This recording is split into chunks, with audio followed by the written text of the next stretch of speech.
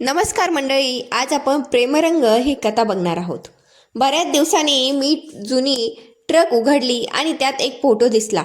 त्या फोटोमध्ये मी, माझा मित्र वीर आणि ऐश्वर्या होतो. तो फोटो पाहताच जुन्या आठवणी ताज्या झाल्या. त्या दिवशी घडलेला एक सुंदर क्षण आम्ही स्टुडिओत जाऊन फोटोमध्ये जपून ठेवला होता. असं म्हणतात की प्रेम केलं जात नाही, ते आपोआप होतं. ते कधी, कुठे आणि कोणावर होईल हे कुणालाच माहीत नसतं. प्रेमाला रंग, रूप, धर्म किंवा जात नसते. ते फक्त मनात निर्माण होतं. मग त्या प्रेमाला आयुष्यात स्वीकारायचं की नाही हे प्रत्येकाने स्वतःचं ठरवायचं असतं. इतिहासातही प्रेमासाठी लोकांनी खूप काही केलं आहे. सवयी बदलल्या, त्याग केला, अगदी युद्धही केलं. प्रेम माणसाला पूर्णपणे बदलून टाकतं. माझ्या आयुष्यातही असंच काहीसं घडलं. मी 10वीत असताना आमच्या वर्गात एक नवीन मुलगी आली. ती मला खूप आवडू लागली. मी नेहमी तिच्याकडे एकटक पाहत बसायचो. तिचा गोरा चेहरा, काळेभोर केस आणि पाणीदार डोळे खूप सुंदर होते. ती हसली की तिच्या दोन्ही गालावर खळी पडायची. तिच्या केसाची एक बट सतत चेहऱ्यावर यायची आणि ती बट हलक्या हाताने कानामागे सारायची. पण ती पुन्हा पुन्हा पुढे यायची. तिला असं पाहत राहणं मला खूप आनंद देत असे. मी पुस्तक समोर ठेवून अभ्यास करत असल्यासारखं दाखवायचो. पण खरं तर माझं लक्ष तिच्याकडेच असायचं. कधी कधी मॅडमना शंका यायची आणि त्या मला प्रश्न विचारण्यासाठी उभं करायच्या. पण माझं नशीब चांगलं होतं, कारण माझा मित्र वीर व माझ्या मदतीला असायचा. मॅडमनी प्रश्न विचारला की तो हळू आवाजात मला उत्तर सांगायचा, पण मुद्दाम चुकीचं सांगायचा. मग मी तेच उत्तर द्यायचो आणि सगळा वर्ग माझ्यावर हसायचा. एकदा विज्ञानाच्या तासाला सावंत मॅडमनी असाच एक प्रश्न विचारला आणि मी पुन्हा अडकलो. एकदा वर्गात असा मजेशीर प्रसंग घडला. मी जणू स्वर्गात गेल्यासारखा होतो. माझ्यासमोर ऐश्वर्या बसली होती आणि ती गोड हसत होती. तिच्या त्या हसण्यात मी इतका गुंतलो होतो की आजूबाजूला काय चाललं आहे याचं भानच राहिलं नव्हतं. तेवढ्यात मॅडमचं लक्ष माझ्याकडे गेलं. त्यांनी मला उभं राहायला सांगितलं आणि थोड्या रागाने विचारलं, सांग, कोणता रंग? मला काहीच समजत नव्हतं. मॅडम नेमका कोणता प्रश्न विचारत आहेत तेच कळेना. मी वीरकडे पाहिलं. तो माझ्याकडे गंभीर चेहऱ्याने बघत होता आणि हळूच माझ्या पॅन्टकडे इशारा करत होता. मला त्याचा इशारा अजिबात समजत नव्हता.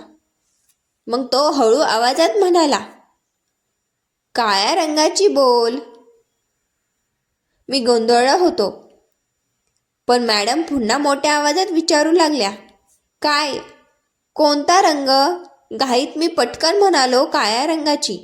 हे ऐकताच सगळा वर्ग मोठ्याने हसू लागला. मॅडम आश्चर्याने म्हणाल्या, काय? मी अजूनच गोंधळून म्हणालो, काळ्या रंगाची पॅन्ट घातली आहे मॅडम. ते ऐकताच वर्गात पुन्हा एकदा मोठा हशा पिकला. मॅडम माझ्याकडे रागाने पाहत होत्या. त्यांना काय बोलावं ते सुचत नव्हतं आणि मला काय करावं ते समजत नव्हतं. वीर मात्र डोकं खाली घालून हसत होता.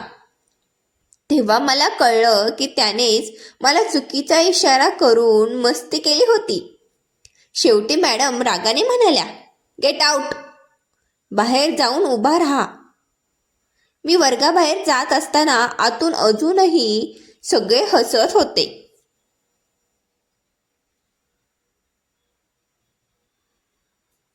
मला हेच कळत नव्हतं, मॅडमचा नेमका प्रश्न काय होता आणि मी काय उत्तर दिलं होतं.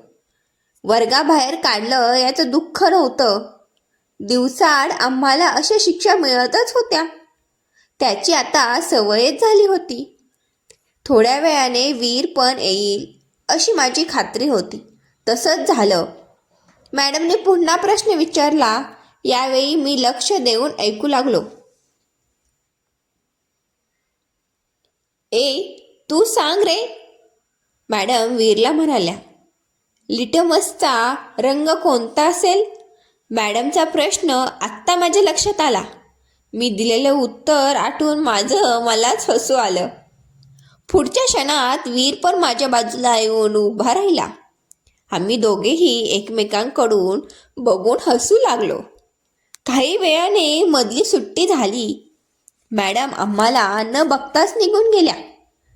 आम्ही निर्लज्जासारखे पुन्हा वर्गात जाऊन बसलो. पूर्ण वर्ग आमच्याकडे बघून हसत होता. आम्ही गालातल्या गालात हसत जागेवर जाऊन बसलो. मला काही क्षण तोंड वर करून बघू वाटेना. माझी इज्जत गेली होती. ब्रँड इम्प्रेशन पडलं होतं. ती माझ्याबद्दल काय विचार करत असेल याच विचारात मी होतो. मी हळूच तिच्याकडे पाहिलं. ती माझ्याकडे पाहत होती. हसऱ्या नजरेने मला निहाळत होती. मला काही कळेना. मी लगेच नजर चुकवली. तिला हसताना पाहून माझ्या मनात लाडू फुटत होते. मी काही वेळ तिच्याकडे पाहिलंच नाही. काही वेळाने मी तिच्याकडे पुन्हा पाहिलं तर ती एकटक फक्त माझ्याकडेच बघून गालात हसत होती.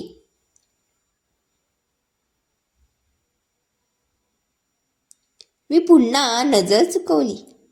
ती नेमकी अशी का बघत आहे याबद्दल माझ्या मनात अनेक प्रश्न उभे राहिले. खूप विचार येऊ लागले. तो दिवस त्या विचारातच गेला. मी वीरला याबद्दल सांगितलं. त्याने या गोष्टी मस्करीतच घेतल्या. तो इतकंच म्हणाला, भावा असा विचार पण करू नको. पुन्हा कधी असा विचार मनात आला ना तर एकदा स्वतःचा हात डोळ्यासमोर घेऊन बघ.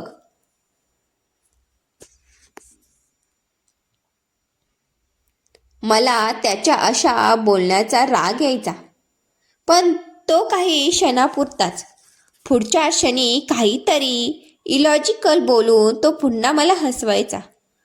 मला कळत होतं मी तिच्या इतका सुंदर अजिबात नव्हतो. तिचा मित्र बनणे इतपतही मी लायक नव्हतो. माझ्यापेक्षा कितीतरी सुंदर मुलांना ती फाट्यावर मारत होती. शाळेतला एक मुलगा तिच्या मागे होता. पण ती कुणालाच भाव देत नव्हती.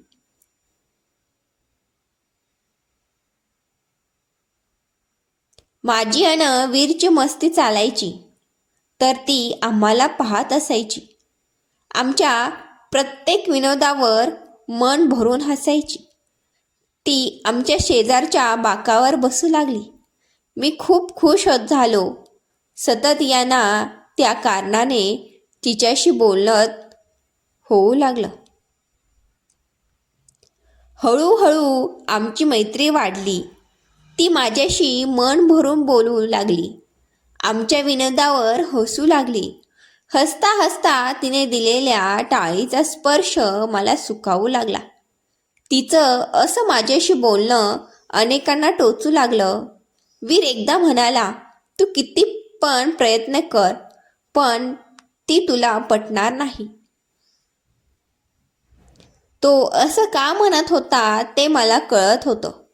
तो माझ्या रंगावरून मला जज करत होता. त्याचं म्हणणं क्लिअर होतं. तिच्यासारखी सुंदर गोरीपान मुलगी माझ्यासारख्या काळ्या मुलाच्या प्रेमात कधीच पडणार नाही. माझे मित्र नेहमी मला सांगायचे, मुलींना उंच, देखणे आणि मजबूत मुलं आवडतात. त्यात तू बसत नाहीच. ते पुढे म्हणायचे, ती तुझ्याशी बोलते, तुझ्यासोबत हसते ते फक्त वेळ घालवण्यासाठी. तू हे सगळं मनावर घेऊ नकोस.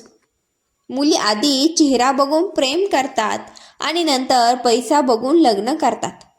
पुढे तुलाच त्रास होईल. त्याचं असं बोलणं माझ्या मनाला खूप लागायचं. पण मनाच्या एका कोपऱ्यात मला वाटायचं की ते कदाचित खरं बोलत असतील. कारण खरंच मी ना फार देखणा होतो, ना श्रीमंत, ना एखाद्या पहिलवानासारखी तब्येत होती. एक वेळ मी अभ्यास करून मोठा झालो असतो, पैसा कमवला असता, तब्येतही चांगली केली असती, पण माझा चेहरा किंवा रंग बदलणं माझ्या हातात नव्हतं. कितीही प्रयत्न केले तरी ती गोष्ट बदलणं अशक्य होतं. तरीही हे सगळं माहिती असूनही मी जणू काही कळत नाही अशा प्रकारे वागत होतो. कारण माझ्या मनात फक्त एकच इच्छा होती, तिचं प्रेम मिळावं. आणि मला वाटत होतं की तिचं प्रेम मिळवायचं असेल तर मला गोरं दिसणं खूप गरजेचं आहे. शाळेत जाण्याच्या रस्त्यावर एक मेडिकल दुकान होतं. मी थोडे थोडे पैसे साठवायचो आणि तिथून एखादी क्रीम विकत घ्यायचो. हळूहळू त्या दुकानावाल्याला माझी अडचण कळली आणि आमच्यात ओळख वाढली. तो दरवेळी मला नवीन क्रीम द्यायचा. काही क्रीम स्वस्त असायच्या, काही महाग असतील तर मी त्याला थोडे थोडे करून पैसे द्यायचो. असं करत करत आमच्यात चांगली मैत्री झाली आणि दिवस जात गेले तसे माझ्या चेहऱ्यात थोडासा बदलही दिसू लागला. लोक माझ्याकडे लक्ष द्यायला लागले होते. माझ्या चेहऱ्यावर काहीतरी बदल दिसत असल्यामुळे लोक मला विचारू लागले की तू कोणती क्रीम वापरतोस. हे ऐकून मला खूप आनंद होत होता. एक दिवस तिनेही मला पाहून विचारलं, अभि, चेहऱ्यासाठी काही वापरतोस का? मी लगेच नाही असं उत्तर दिलं, कारण मला तिला हे सांगून स्वतःचा कमीपणा दाखवायचा नव्हता. माझा मित्र वीर मात्र माझ्याकडे संशयाने पाहत होता. एकदा त्याने थेट विचारलंच, त्या विश्ल्या मेडिकलवाल्याच्या बोलण्यात आला नाहीस ना? तो हुशार नाही, फक्त लोकांकडून पैसे काढतो. पण मी त्यालाही नाहीच म्हणालो. माझ्या जो बदल होत होता तो देवाच्या इच्छामुळेच होत आहे असं मी त्याला दाखवत होतो. पण खरं काय होतं हे मला जास्त दिवस लपवता आलं नाही. जितक्या वेगाने माझ्यात चांगले बदल दिसत होते तितक्याच वेगाने वाईट बदलही सुरू झाले. अचानक माझा चेहरा लाल होऊ लागला, त्वचेवर लालसरपणा वाढू लागला आणि काही ठिकाणी लाल डागही दिसू लागले. हे लपवण्यासाठी मी अजून वेगवेगळ्या क्रीम वापरायला सुरुवात केली. पण प्रत्येक नवीन क्रीममुळे वेगवेगळे दुष्परिणाम दिसू लागले. हळूहळू माझा चेहरा पूर्णपणे बिघडल्यासारखा दिसू लागला. चेहऱ्यावर लाल डाग पडले, मान लालसर झाली, बाकी शरीर काळं आणि चेहरा अर्धा गोरा अर्धा लाल असा विचित्र दिसू लागला. आधी मी काळा असलो तरी व्यवस्थित दिसत होतो, पण आता मात्र चेहरा खूप विद्रूप दिसू लागला. लोक मला पाहून हसायला लागले. मी गोरा होण्यासाठी काय केलं याची चेष्टा करू लागले. मला स्वतःला ते पाहावेना. मी हळूहळू लोकांच्यात जाणं कमी केलं, शाळेला जाणं कमी केलं. वीरने माझ्या न कळत खरं काय ते बाहेर काढलं. विशाल मेडिकलवाल्याला एकट्याला धरून चोप दिला. घरात सगळं माहीत पडलं तेव्हा मार बसला. तो बसला वर पैसे मिळायचे देखील बंद झाले.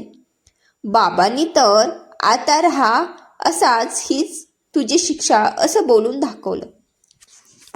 मी तर पुरता कोसळून पडलो. हे असं राहणं अशक्य होतं. मी आधी जसा होतो तेच माझ्यासाठी बरोबर होतं असंच वाटू लागलं. प्रेम मिळवण्यासाठी मी हे काय करून बसलो हे माझं मलाच कळेनासं झालं. रात्र रडून काढल्या तेव्हा कुठे आईने बाबांची समजूत घातली. माझा रडून सुजलेला चेहरा बघून एखाद्याची त्यांना दया आली. शेवटी चांगल्या त्वचा रोगतज्ञाकडे नेऊन मला दाखवलं. त्यांनी चांगली औषधं देऊन माझा उपचार सुरू केला.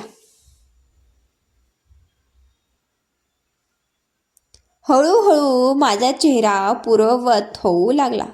मी आधीसारखा काळा झालो. लालसर त्वचा निघून गेली. लाल पांढरे धब्बे निघून गेले. आयुष्यात पहिल्यांदा मी माझा काळा रंग पाहून खूप खुश झालो. आई बाबांनी मी पुन्हा असं काही करणार नाही हे माझ्याकडून वदवून घेतलं. मी त्यांना शपथ घेऊन सांगितलं मी पुन्हा असं ना काही करणार नाही म्हणून.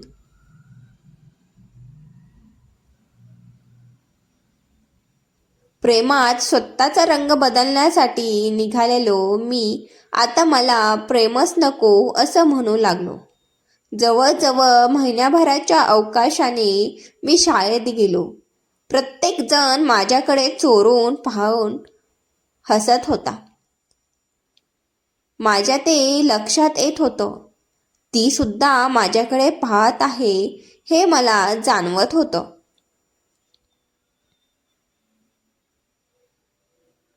जवळजवळ महिनाभरानंतर मी पुन्हा शाळेत गेलो. शाळेत गेल्यावर जाणवलं की बरेच जण माझ्याकडे चोरून पाहत होते आणि हलकंसं हसत होते.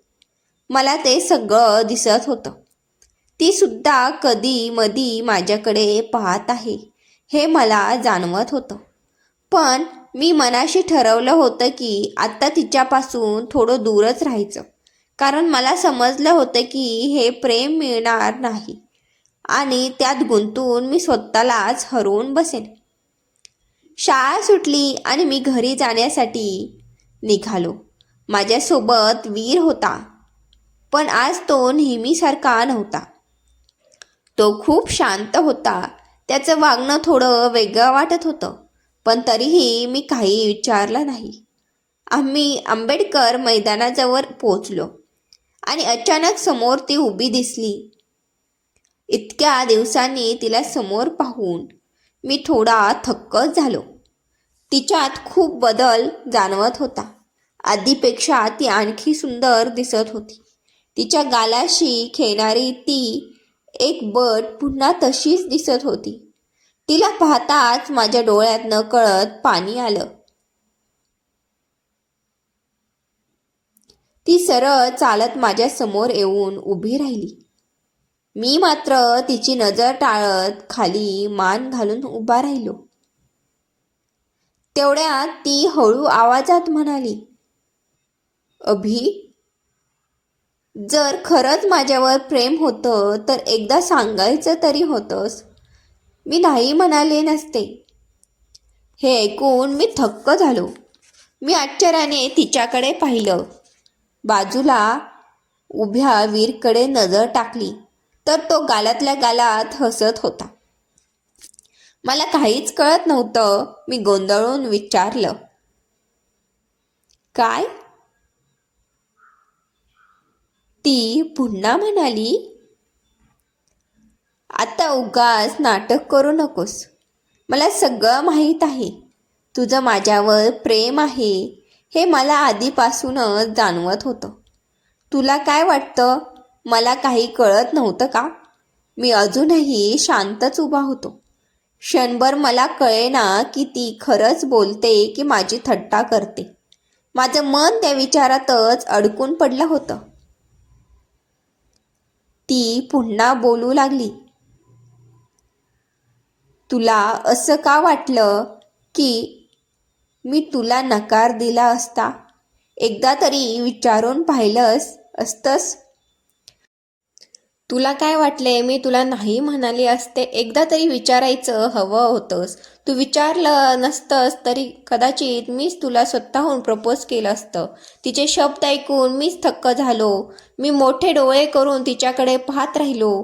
ती हसत म्हणाली, का खोटं वाटतंय ना तुला? मी हलकंसं मान हलवून होकार दिला. ती पुढे म्हणाली, अभि, मी त्या मुलींमधली नाही जी फक्त रंग पाहून प्रेमात पडतात. मी तुला नकार देईन असं वाटून तू स्वतःचा रंग बदलायचा प्रयत्न करत होतास का? मी काही बोलू शकलो नाही. ती शांतपणे म्हणाली, प्रेम हे रंग पाहून केलं जात नाही, मन पाहून केलं जातं. आणि माझं तुझ्यावर जे प्रेम आहे ना, ते तुझ्या रंगावर नाही तर तुझ्या मनावर आहे. तिचे शब्द ऐकताच माझ्या डोळ्यातून अश्रू आपोआप वाहू लागले. मला काय बोलावं ते सुचेना. मी सरळ वीरच्या गळ्यात जाऊन रडू लागलो. इतक्या दिवसाची वेदना, भीती आणि गैरसमज त्या क्षणी बाहेर पडत होते. थोड्या वेळाने मी शांत झालो. डोळे पुसले आणि तिच्याकडे पाहिलं. ती माझ्याकडे पाहून हसत होती.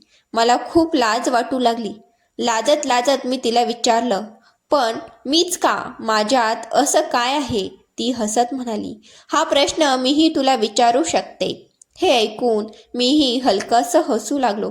तेवढ्यात वीरने माझ्या पाठीवर हलकासा धपाटा मारला आणि म्हणाला, अरे वा भावा, तू तर नशीबवान निघालास. मी त्याच्याकडे पाहत विचारलं, तूच ना तिला सगळं सांगितलंस? तो हसत म्हणाला, नाही रे, मी फक्त तुझ्या त्या क्रीमबद्दल सांगितलं होतं. पुढचं सगळं तिने स्वतःच येऊन सांगितलं की तिला तुझ्यावर प्रेम आहे. हे ऐकून आम्ही तिघेही मनापासून हसू लागलो. आज त्या गोष्टीला 10 वर्ष झाली. आमचं लग्न होऊन आता आम्हाला एक मुलगा आणि एक मुलगी आहे. मी, माझी ऐश्वर्या आणि आमची मुलं, आम्ही सगळे खूप आनंदात आहोत. आम्ही सगळे आनंदाने आयुष्य जगत आहोत. त्यावेळी मात्र मला वाटत होतं की हे प्रेम कदाचित जास्त काळ टिकणार नाही. कदाचित कधीतरी आमच्यात अंतर येईल. पण तसं काहीच झालं नाही. ऐश्वर्याने मला दाखवून दिलं की खरं प्रेम हे कधीच रंगावर किंवा रूपावर अवलंबून नसतं. ते मनावर आणि भावनावर उभं असतं. मित्रांनो, या कथेने एक गोष्ट शिकवली. खरं प्रेम कधीच रंग किंवा रूप पाहत नाही, ते मन पाहतं. जर तुम्हालाही अशी मनाला भिडणारी कथा आवडली असेल तर व्हिडिओला एक लाईक करा आणि अशा सुंदर कथा ऐकण्यासाठी चॅनलला नक्की सबस्क्राईब करा. तुमच्या आयुष्यातही अशी एखादी प्रेमकथा असेल तर कमेंटमध्ये जरूर सांगा. कथा वाचल्याबद्दल, ऐकल्याबद्दल मनापासून धन्यवाद.